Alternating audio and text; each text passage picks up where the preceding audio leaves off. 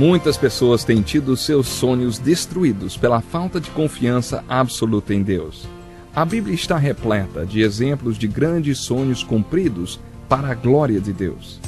Encontro com a Palavra é um programa escrito pelo Dr. Dick Woodward e narrado por Pastor Edson Bruno. Ouça e descubra verdades que lhe ajudarão no seu dia a dia. Com você, Pastor Edson Bruno.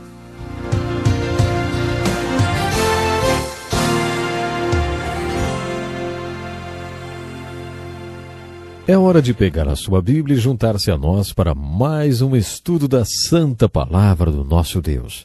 Bem-vindos a mais um programa Encontro com a Palavra. Eu fico sempre muito feliz cada vez que a gente pode se encontrar.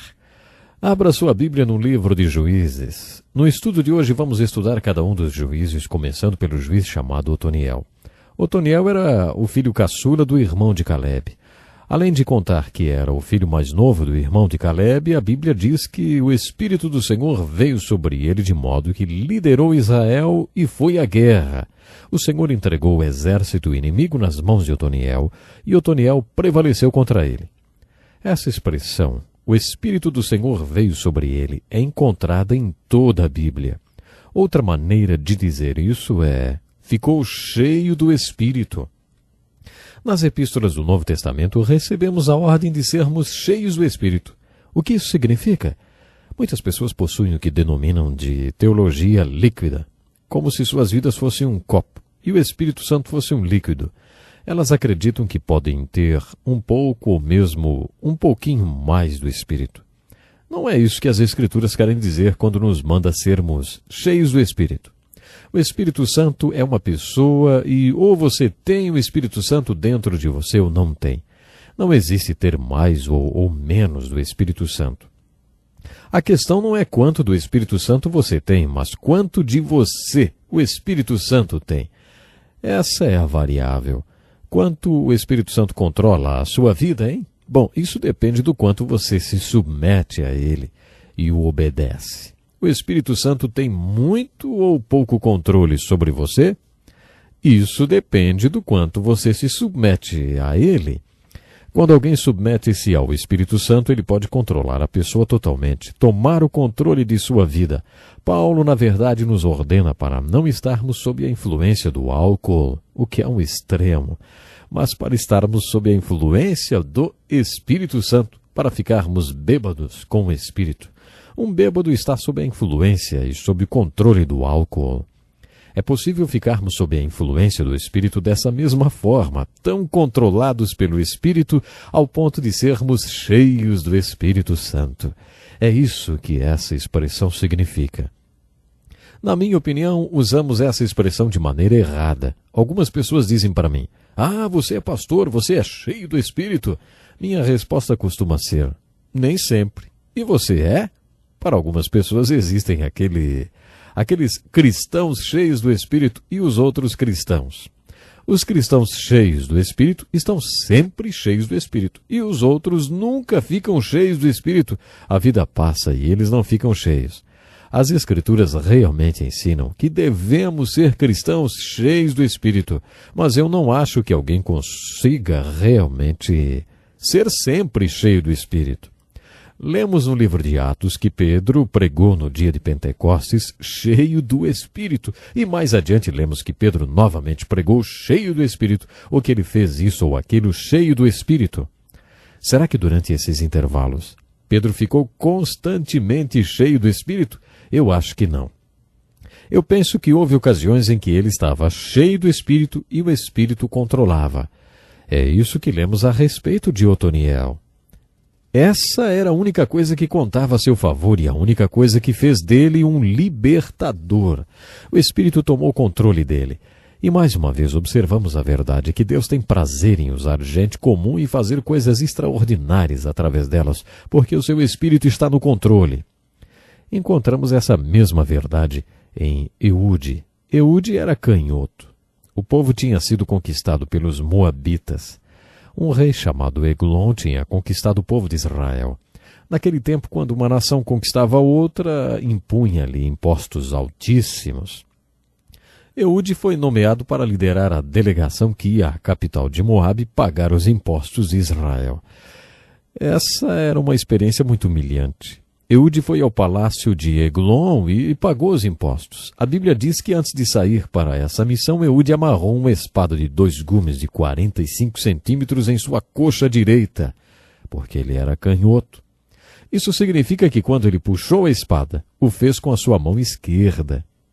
Aparentemente as pessoas que iam ao palácio passavam por uma revista. Elas usavam capas, mantos e mais um monte de coisa.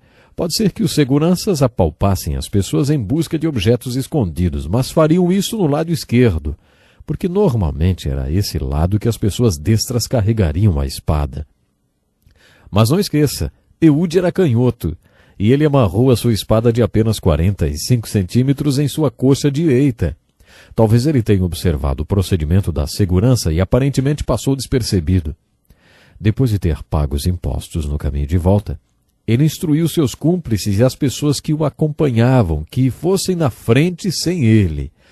Ele falou: "Eu preciso voltar. Deus quer que eu faça algo." Então Eude voltou à presença do rei Eglon, que, segundo as escrituras, era muito gordo. Ele se apresentou ao rei e disse: "Tenho uma mensagem de Deus para você." Então, com sua mão esquerda, puxou a espada e matou o rei. Depois de assassinar o rei, Eude armou um golpe. Houve uma revolução e os moabitas foram vencidos. A única coisa que sabemos sobre esse homem, além do fato de que era canhoto, é que era controlado pelo Espírito. Talvez essa fosse a única coisa que tivesse para oferecer a Deus. "Senhor, eu sou canhoto. Mas se o Senhor quiser usar isso, então use." Não importa quais sejam seus talentos. Você já os ofereceu para Deus? Quando Moisés foi comissionado, Deus lhe perguntou: "O que é isso que você tem na mão, Moisés?" E Moisés respondeu: "É uma vara." Deus ordenou: "Então solte-a." A palavra dedicar significa largar. Você sabia? Vou repetir. A palavra dedicar significa largar. Não importa quais sejam seus talentos ou dons, Deus quer que você os lance diante dele. Deus os usará da mesma forma que usou o canhotismo de Eude. Uma das histórias desses juízes que eu mais gosto é a história de Débora. Débora tinha um dom espiritual especial. Ela era profetisa. Débora sentava-se sob uma palmeira e profetizava. E o povo vinha de todos os cantos de Israel para ouvi-la falar sobre Deus e sobre as mensagens da parte de Deus que ela tinha. Um dia, sob uma palmeira, ela disse a um homem chamado Baraque: "Deus tem uma mensagem para você, e a mensagem é essa.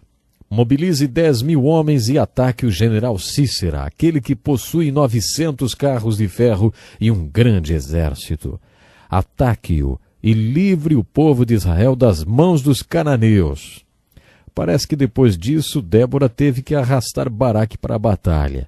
Baraque respondeu com muita gentileza: "Se você for comigo, eu irei. Mas se você não for comigo, não irei." Quando as pessoas veem isso, pensam que ele foi muito covarde, né? Mas havia mais coisa envolvida. Débora era profetisa e Baraque sabia que Deus realmente falava através dela. Portanto, Deus iria ajudá-lo a cumprir aquela ordem e o plano seria vitorioso. Talvez ele tenha dito aquilo para Débora a fim de testar se ela realmente acreditava que aquela mensagem era de Deus, e por isso disse: "Você vem e marcha conosco." Débora concordou, mas disse o seguinte: "Eu estou avisando, vou com você, mas ficará registrado na história que o povo foi libertado pelas mãos de uma mulher." Ela mostrou que acreditava na sua profecia. É interessante notar que a profecia se cumpriu. Quando Baraque falou com seus homens e os desafiou a sair para a batalha, 10.000 deles se voluntariaram conforme a profecia de Débora. A batalha contra o general Cícera e seus 900 carros de ferro aconteceu no Monte Tabor. Essa é uma história e tanto. Há muitas histórias assim nas Escrituras, especialmente nos livros históricos do Velho Testamento. Deus confundiu os soldados de Cícera que conduziam os carros de ferro. Com certeza isso foi uma intervenção sobrenatural. Deus deixou o exército dos cananeus em pânico. Baraque pôde então tirar vantagem e assumir controle da situação. No final da batalha, Cícera fugiu. Na fuga, ele entrou nas terras de um homem chamado Éber, cuja esposa chamava-se Jael. Quando Sísera estava fugindo, provavelmente exausto, Jael saiu da tenda e disse: "Entre, meu senhor, entre." Ele entrou em sua tenda e disse: "Se alguém aparecer me procurando, diga que fui pelo outro lado." Ela respondeu: "Não se preocupe, deite-se e durma, porque o senhor está exausto." Ele disse: "Estou com muita sede." Ela pegou uma vasilha e serviu-lhe leite. A Bíblia conta que ele logo dormiu porque estava cansado por causa da batalha. Então essa mulher tão feminina pegou uma estaca da tenda e um martelo, e enquanto Sísera dormia, martelou a cabeça dele no chão. Ela simplesmente martelou a cabeça dele no chão. Depois que fez isso, ela disse: "Ele morreu." Acho que existe um certo humor em tudo isso. Martelar uma cabeça no chão não é muito saudável, hein? No topo do Monte Donner, em Nevada, nos Estados Unidos, por onde as antigas carroças costumavam passar, existe um túmulo onde se lê: "Aqui ele descansa." Não é para menos. Uma carroça passou por cima de sua cabeça. O túmulo realmente existe. Esse é um dos tipos de humor que encontramos por aqui. A parte mais bonita desse acontecimento da história dos hebreus é o chamado Cântico de Débora. Débora, lembram da Débora? Pois é, ela simplesmente explodiu em cântico. Como eu gosto de estudar a música nas Escrituras. A música é um milagre que Deus nos deu, a fim de expressarmos aquilo que é inexprimível. Tem horas que precisamos dizer algo que não conseguimos expressar. Acho que é isso que o dom de línguas é. Na minha opinião, o dom de línguas é um dom que o Espírito Santo nos dá em oração para que expressemos aquilo que seria impossível de expressar. Uma outra maneira de expressarmos o inexprimível é através da música. Quando o povo de Deus atravessou o Mar Vermelho e experimentou aquele grande livramento, eles começaram a louvar. Você percebeu isso quando leu o livro de Êxodo? Há momentos em que o povo simplesmente tem que cantar. A música é essencial quando o povo de Deus está sofrendo.